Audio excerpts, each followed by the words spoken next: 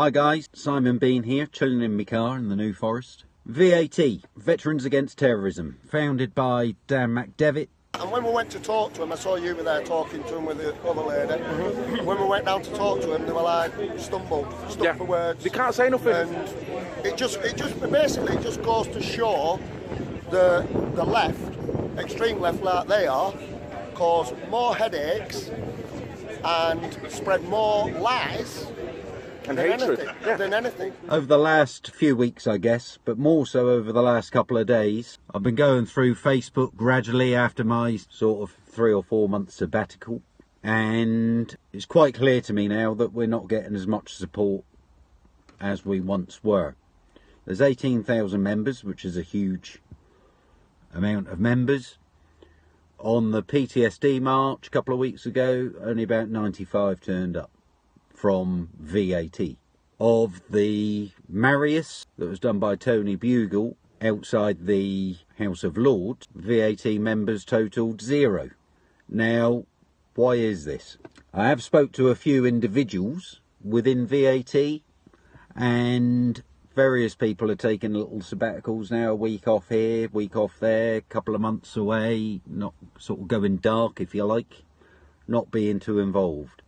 From what they say, it's because when VAT was formed, it was all about Veterans Against Terrorism, Islamic extremism in all its forms. We tend now to be going away from that more, and we're now getting embroiled in things like Soldier X and the Tommy Robinson saga that continues. We're getting involved in PTSD, which obviously affects veterans and serving soldiers alike. But our main aim, if you like, of terrorism seems to have sort of taken a back seat. So that's why a lot of people are rethinking their membership, if you want to call it that, their belonging to Veterans Against Terrorism, and why they're tending to perhaps pull back a little bit from it. Now, it's clearly time for us to refocus, because we as veterans perhaps shouldn't be getting involved in other people's issues. And I'll use the Tommy Robinson issue as an example. Tommy Robinson, obviously a public figure, he's got a past, his past is past, but that past still comes back to haunt him. And we as an organisation, although we should perhaps support him because a lot of what he says is relevant to what we are trying to achieve ourselves, but that shouldn't take precedence over our original agenda, if you like, because we're now rapidly turning into a group of 18,000 followers of Tommy Robinson. So some people have used the terms whipping boys. So we give, if you like, respectability to Tommy Robinson. Now, it's not only Tommy Robinson, it's other minor groups as well that are doing stuff out there on the streets of the UK. My true belief is that as veterans we should be taking the lead, and that we should cross-fertilise with these other groups, but we should always maintain that lead position, and we shouldn't fall into the auspices of just becoming a group of followers, especially when the security services who take an interest and the mainstream media who take an interest in us are now starting to tar us with the far right brush. Now, it was inevitable that this was going to happen, and I suppose we're all guilty of sort of strolling about with blinkers on, and we all get lost in the moment, and that's fine. That's what human beings do.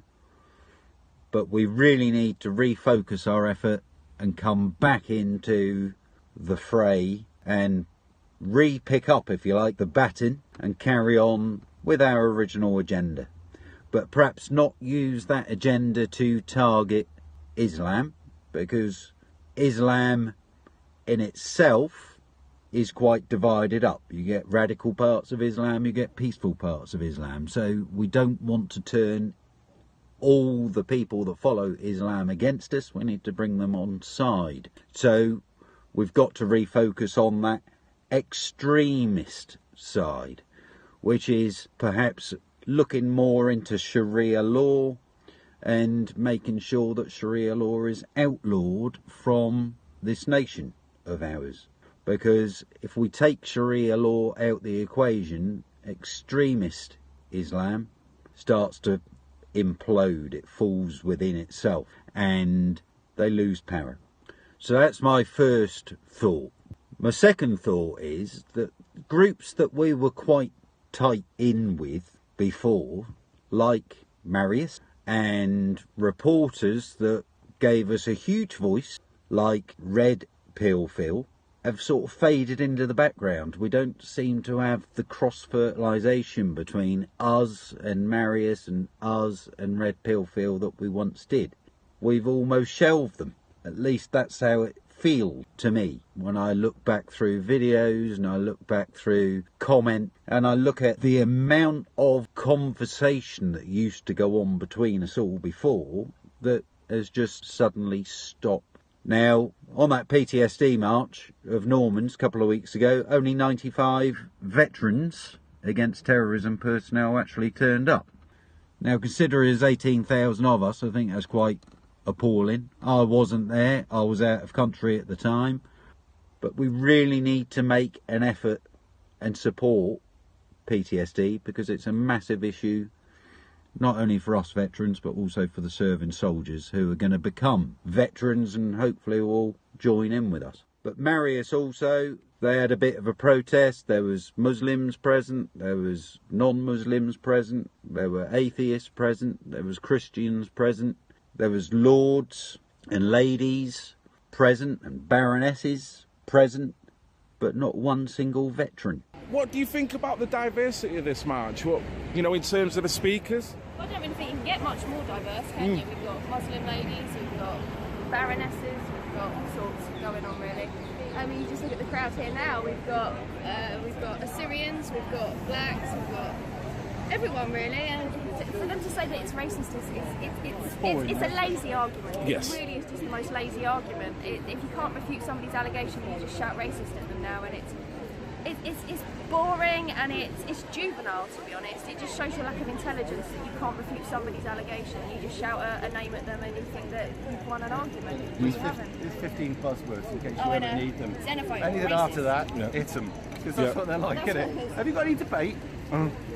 And I'm quite saddened by that because Tony Bugle, who has been a massive supporter of ours right from day one, over 12 months ago,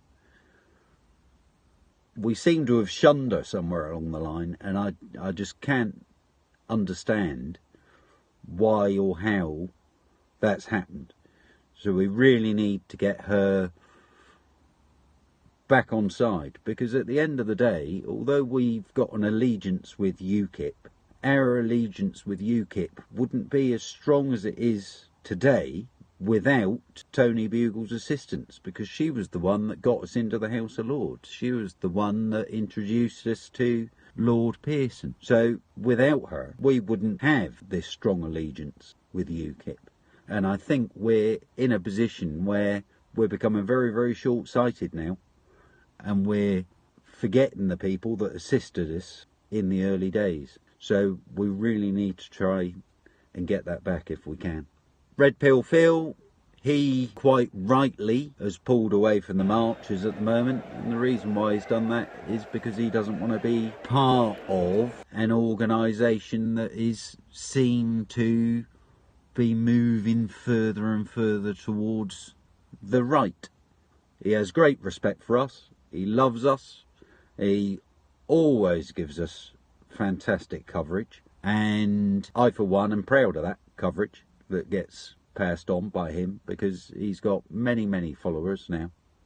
Many followers. He's got more followers than we have members within VAT. So that tells you something. Now, people are starting to say, well, he's blue pill Phil and all this, because they're saying he hasn't got the balls to report. Well, I know, and you know, that he has got the balls to report on anything, and he says it as it is. But what he doesn't want to do is report on something that is perhaps seen as being a little bit too radical from us. I.e., he doesn't want to see us involved in violent confrontations, etc. He wants us to lead from the front. Hey, how can you call these far right? So disingenuous, disrespectful to the highest degree. And for the other groups, if you like, to have an allegiance with us, as opposed to us perhaps becoming the donkey's tail, and we're just an attachment that gives these other groups some form of respectability. And perhaps then our marches, when we have them, will grow in size, grow in followers, which I think is massively important, because we had it so right for so long, but suddenly it's, since about Birmingham time, I would say, taken a bit of a dive. So let me know what you think. If you think I'm talking bollocks, then fair enough, because I've been known to do that. Considering this group got all the other groups moving, we helped form some of the other group, and we really have made a difference. So if we did move into the background, it'd be pretty sad. So give us your thoughts, and we'll see if we can make Veterans Against Terrorism great again, so that we can then make Britain great again. Stay safe. Love you all loads. Take care.